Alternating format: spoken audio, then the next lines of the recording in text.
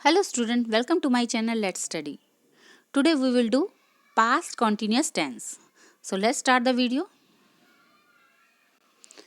First we will do what is past continuous tense. Past continuous tense क्या होता है? So let's start. The past continuous tense refer to a continuing action or state that was happening at some point in the past. Past continuous tense उन actions के बारे में बात करती है जो कंटिन्यूइंग फॉर्म में होते हैं, यानी उस पास्ट टाइम में बीते हुए समय के किसी टाइम पर वो कंटिन्यूइंग फॉर्म में थे, यानी किसी समय में वो एक्शन कंटिन्यू कर रहे थे यानी चल रहे थे। क्लियर? जैसे फॉर एग्जाम्पल देखते हैं, ही वॉज प्लेइंग फुटबॉल, वह फुटबॉल खेल रहा था। Second example, I was making dinner when she arrived, यानी some point in the past का मतलब क्या हुआ, किसी पर्टिकुलर टाइम पीरियड में क्या कर रहे थे। व्हेन शी अराइव्ड, जब वह वहां पहुंची, आई वॉज मेकिंग डिनर, मैं डिनर बना रही थी। क्लियर? यानी किस समय में खाना बना रही थी, व्हेन शी अराइव्ड, जब वह पहुंची, या फिर आई वॉज मेकिंग डिनर, मैं खाना बना रही थी, यानी मेरा एक्शन कंटिन्यूइंग फॉर्म में था। यानी यहाँ पे पास्ट की बात है, किसी भूतकाल टाइम में, किसी बीते हुए समय में कोई एक्शन कंटिन्यूइंग फॉर्म में था, एक्शन कंटिन्यूइंग फॉर्म में था। Clear? Third example is at 6 o'clock I was eating dinner. At 6 o'clock, 6 बजे, यहाँ पे भी क्या है, और पर्टिकुलर टाइम पीरियड बता रखा है कि किस समय में, जो कि आपकी डेफिनेशन में क्या है, at some point in the past. ठीक है, समय के भूतकाल के किसी पास्ट टाइम के किसी टाइम पीरियड में एक्शन कंटिन्यूइंग फॉर्म में था, यानी at 6 o'clock I was eating dinner, 6 बजे मैं खाना खा रही थी, यानी एग्जैक्ट 6 बजे मेरे खाने का जो एक्शन था, खाना खाने का कार्य चल रहा था, उस टाइम मैं खाना खा रही थी। क्लियर? स्टूडेंट्स दोबारा देखिए, पास्ट कॉन्टिन्यूस टेंस क्या होते हैं। पास्ट कॉन्टिन्यूस टेंस होते हैं जो एक पास्ट टाइम के, यानी बीते हुए समय में किसी पर्टिकुलर टाइम पीरियड पे कोई एक्शन कंटिन्यूइंग फॉर्म में था। हम ऐसे भी कह सकते हैं, when I reached his home, जब मैं उसके घर में पहुंचा, ही वो स्लीपिंग, वह सो रहा था, यानी जब मैं उसके घर पहुंचा वह सो रहा था।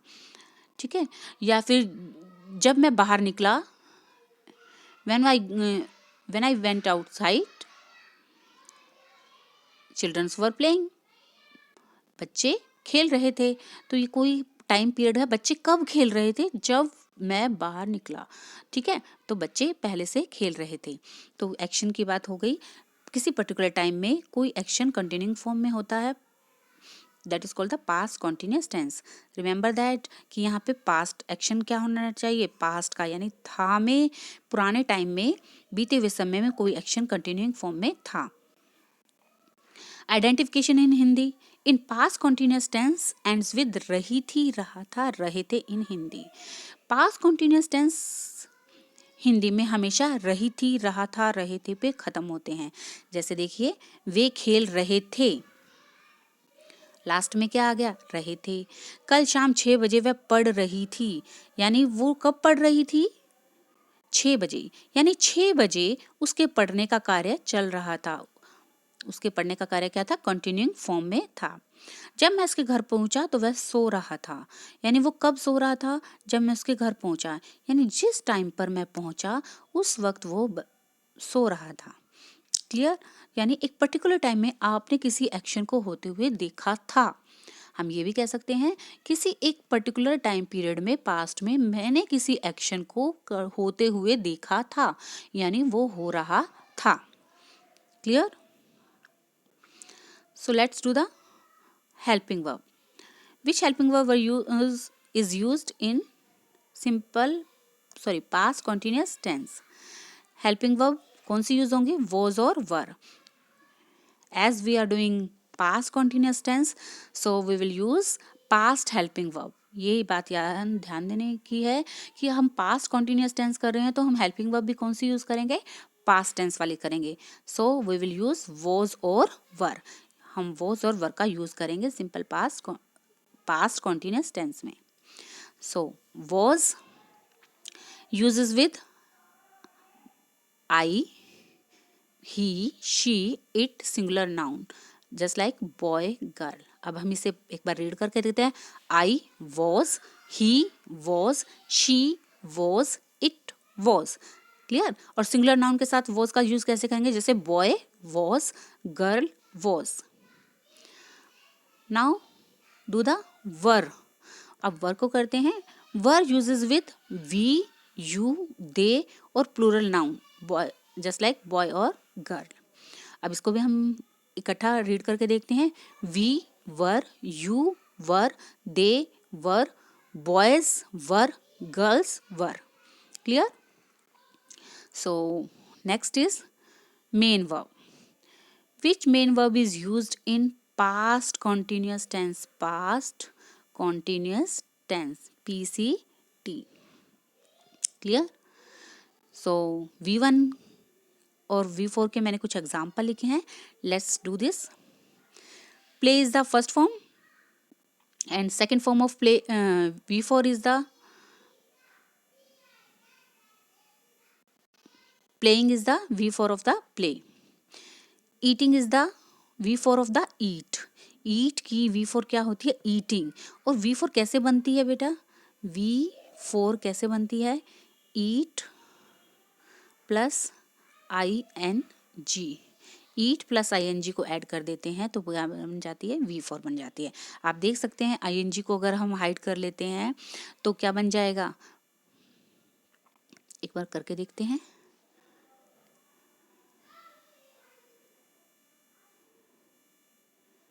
ये देखिए, अब मैंने ING को हाइड कर दिया तो ये क्या बन गया, प्ले. यानी प्ले क्या बन गई, फर्स्ट फॉर्म. अब उसके साथ मैंने इसमें प्लस कर दिया ING तो क्या बन गई, V4. यानी प्ले प्लस ING, प्लेइंग.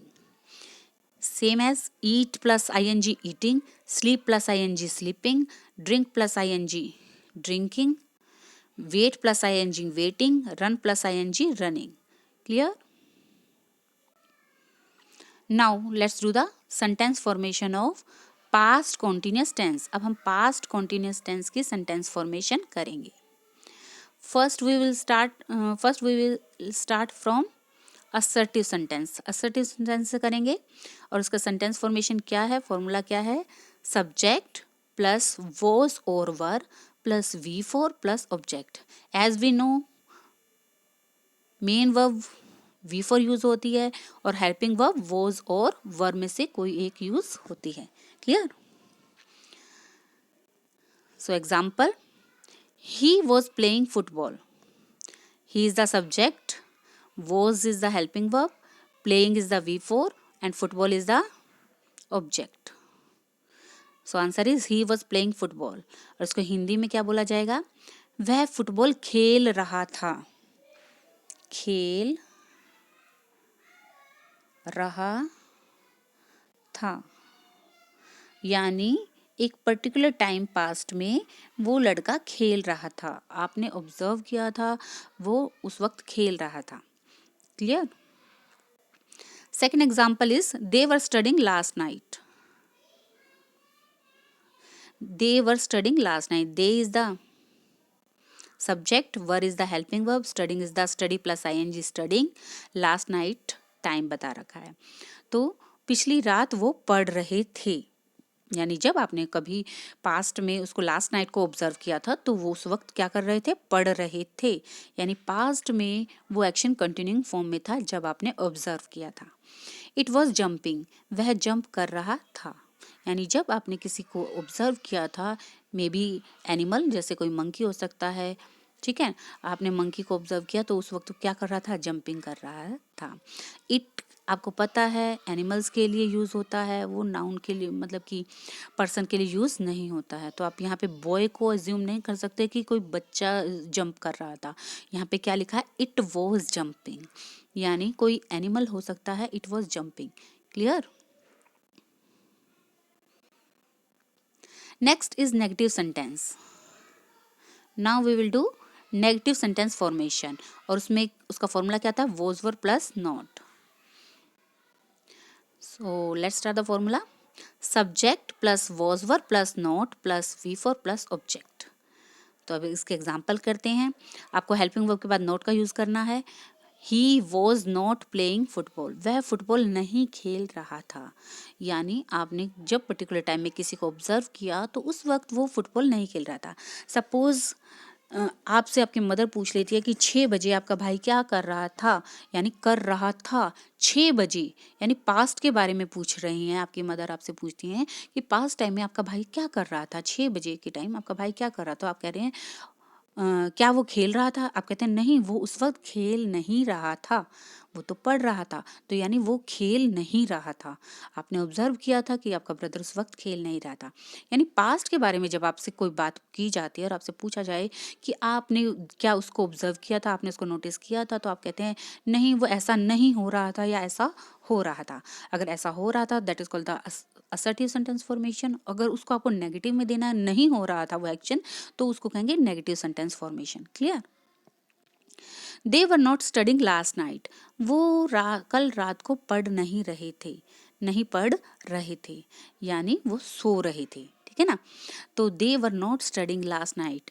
अब इसको भी हम मदर के एग्जाम्पल से ज्वाइन करके देखते हैं, रिलेट करके देखते हैं कि आपकी मम्मी ने पूछा क्या वो कल पढ़ रहे थे, आपने कहा नहीं, they were not studying last night, वो तो कल रात को पढ़ नहीं रहे थे।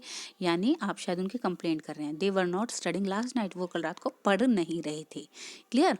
अब आपको ये जो कॉमन एग्जाम्पल देने से आपको क्लियर हो गया होगा कि हाँ, आप तो ऐसे सेंटेंसेस पास्ट कॉन्टिन्यूस टेंस को कितनी बार यूज़ करते हैं डेली लाइफ में, लेकिन आपको ये पता नहीं होता कि आप ये पास्ट कॉन्टिन्यूस टेंस का यूज़ कर रहे हैं। अब आपको क्लियर हो जाएगा जब आप कभी आपकी मदर आपसे पूछेंगे या कोई भी आपसे पूछता है कि कल क्या हुआ था, नहीं ऐसा तो नहीं हो रहा था, या फिर ऐसा हो रहा था, यानी हो रहा था। जब भी आपको रहा था, रहे थे, रही थी, यानी रहा प्लस था का यूज सुनाई देता है, तो वो कौन सा टेंस होता है? पास्ट कॉन्टिन्यूस टेंस होता है। Clear? It was not jumping, वह कूद नहीं रहा था, यानी may be it was sleeping, वो सो रहा था, वो कूद नहीं रहा था, वो तो सो रहा था। तो ये क्या हो गया? It was not jumping means वो कूद नहीं रहा था। यहाँ पे भी रहा प्लस था सुनाई दे रहा है, तो इसका मतलब ये क्या हो गया? Past continuous tense. और यहाँ पे इंग्लिश में फॉर्मेशन को भी कंप्लीट कर रहा है, यानी subject plus was verb plus not plus V4. Clear? Now do interrogative sentence. So formula is was verb plus subject plus V4 plus object plus question mark. Was verb plus subject plus V4 plus object plus question mark. ठीक है? तो example से इसको clear करते हैं। सबसे पहले आपको सेंटेंस किससे स्टार्ट करना है? वो से, देन आपको सब्जेक्ट का यूज करना है, फिर उसके बाद V4 एंड देन लास्ट में football and question mark. Was he playing football, अब इसको हम हिंदी में कैसे बोलेंगे? क्या वह फुटबॉल खेल रहा था? ये तो आपकी मदर का क्वेश्चन हो गया, क्या वह फुटबॉल खेल रहा था? और नेगेटिव में आपने क्या आंसर दिया? वह फुटबॉल नहीं खेल रहा था। ठीक है ना? तो ये दोनों किसके रहा था? क्वेश्चनिंग में भी और आंसर में भी क्या हो गया? नेगेटिव पास्ट कॉन्टिन्यूस में आंसर दिया गया। सेकंड, वो वर दे स्टडिंग लास्ट नाइट, क्या वे कल रात पढ़ रहे थे?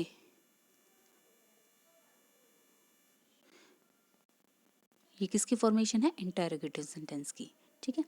नेक्स्ट, वॉज इट जंपिंग, क्या वह कूद रहा था? आप इसका रिप्लाई यस, नो में या फिर कंप्लीट आंसर नेगेटिव फॉर्मेशन में दे सकते हैं। No, it was not jumping, वह नहीं कूद रहा था। और यस में देना चाहें तो yes, it was jumping. Clear? तो स्टूडेंट्स, हमने पास्ट कॉन्टिन्यूस टेंस कंप्लीट कर लिया है। हमने उसकी assertive sentence formation, negative sentence formation, interrogative sentence formation भी कर ली है। आपको पता है पास्ट कॉन्टिन्यूस टेंस की पहचान क्या है? रहा था, रहे थे, रही थी, हिंदी में होती है। और इंग्लिश में क्या होता है? Was were plus V4 4। Student subject और ऑब्जेक्ट तो ये आपका नॉर्मल बात है, आपको मेन याद करनी है कि कौन सी हेल्पिंग वर्ब और मेन वर्ब कौन सी यूज होगी। तो पास्ट कंटिन्यूअस में आपका फॉर्मूला क्या बनता है, मेन आपको याद रखना है was verb helping verb use होगी और V four main verb use होगी। क्लियर। तो अब टाइम है एक्सरसाइज का। पास्ट कंटिन्यूअस टेंस कंप्लीट करने के बाद अब हम करेंगे exercise. So let's start. First question is, my brother and sister playing tennis at 11 a.m. yesterday. मेरे भाई और बहन कल 11 बजे सुबह टेनिस खेल रहे थे।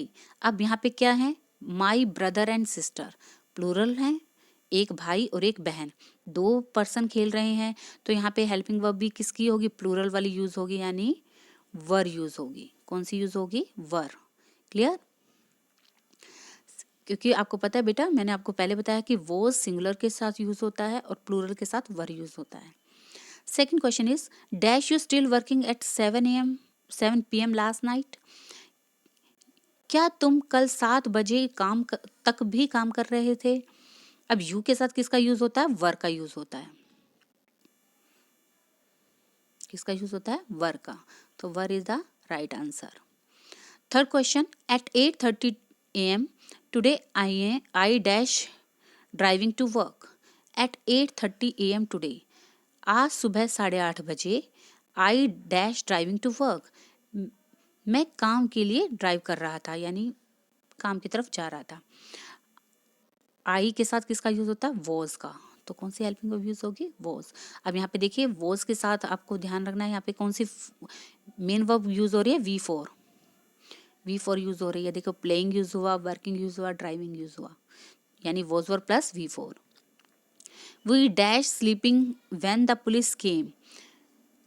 We is the plural word, तो इसके साथ आप बताइए क्या यूज होगा, वर नॉट।